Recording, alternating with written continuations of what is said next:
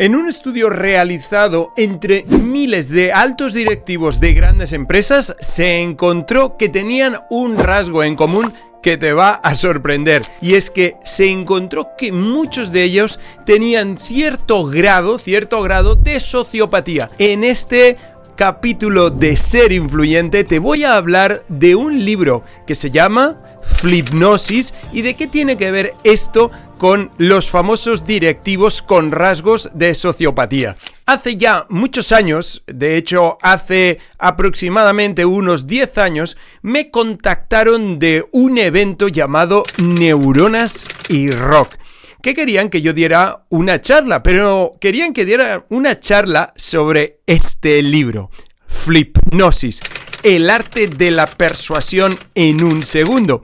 Y esto, evidentemente, no era mi especialidad. Y le dije a la persona que yo no pensaba hablar del libro de alguien más, que si quería le hablaría de mi persuasión, que de hecho es muy diferente a la persuasión de Flipnosis, por motivos que vamos a ir viendo en este podcast. Pero como verás, gracias a que se me dio esta oportunidad, que acepté y que acabé dando mi conferencia, que además puedes encontrar en YouTube, la realidad es que me permitió descubrir cosas interesantes de este libro que te voy a contar en un momento más. Y es que el autor de este libro habla de su metodología que ha descubierto, porque el autor es simplemente un divulgador, no es un investigador, pero tiene su propia metodología después de, supongo, leer mucho y investigar qué habían hecho los demás, que le llama SPICE, SPICE.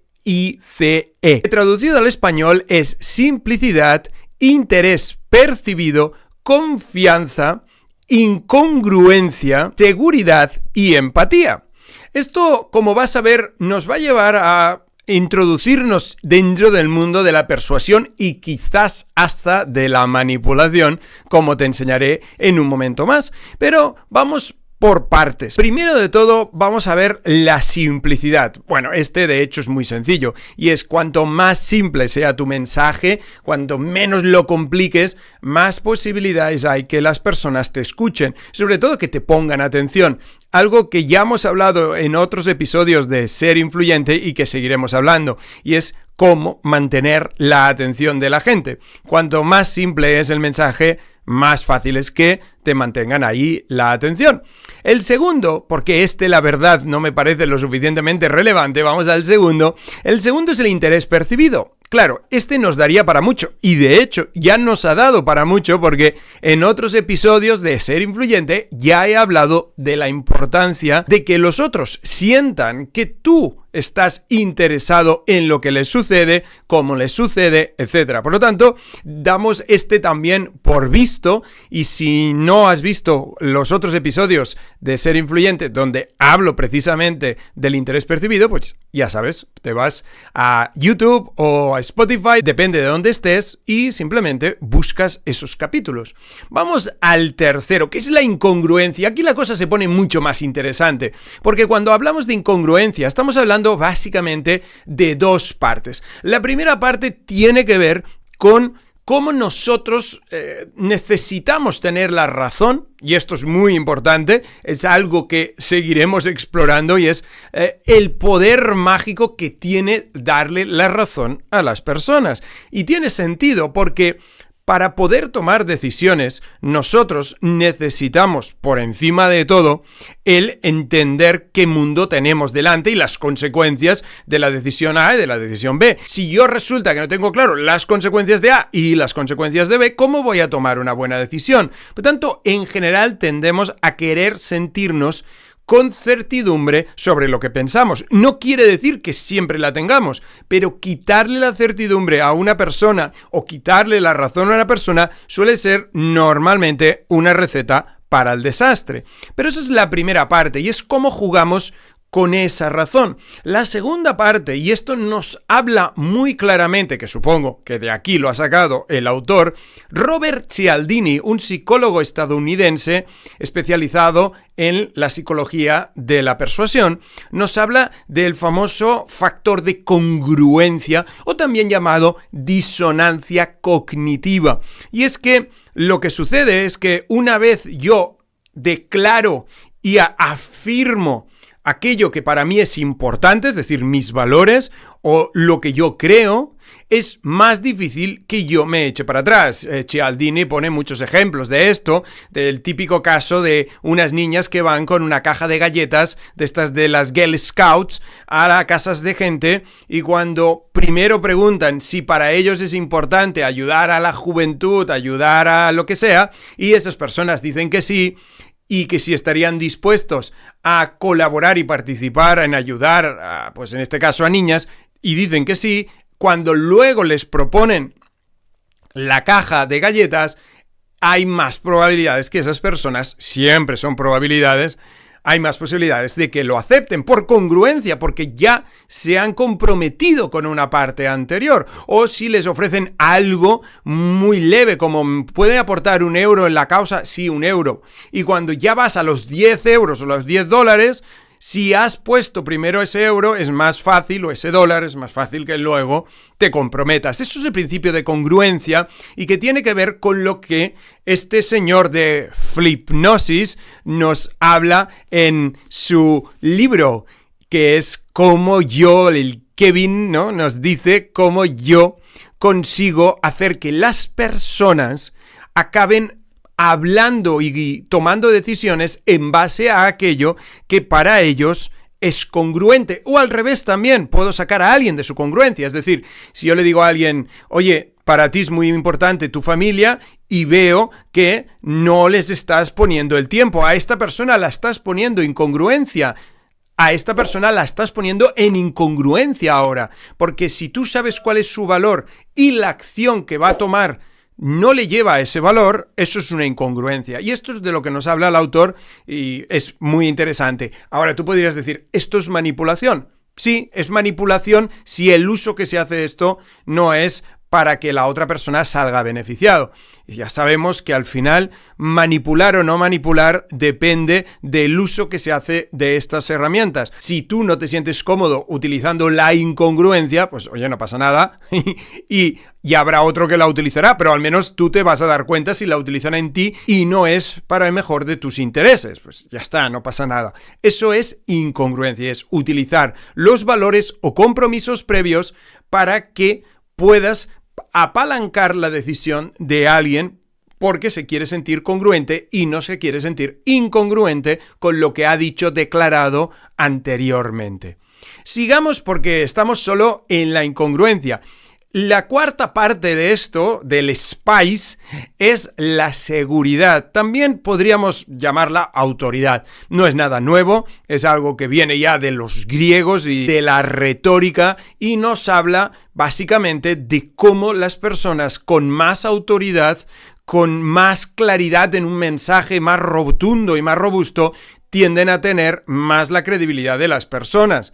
Esto ya los griegos con su ethos, pathos y logos ya nos hablaban del principio de autoridad. De ahí viene ethos, ¿no?, de ética, pero también de esa autoridad. Pero es muy interesante porque este conecta de una manera que ni el autor, desde mi punto de vista, tiene en cuenta, y es cómo nosotros, dependiendo de la quinta pata, que es la empatía, podemos proyectar más o menos autoridad. Y déjame que te cuente, porque el autor lo que nos habla es de empatía caliente y de empatía fría.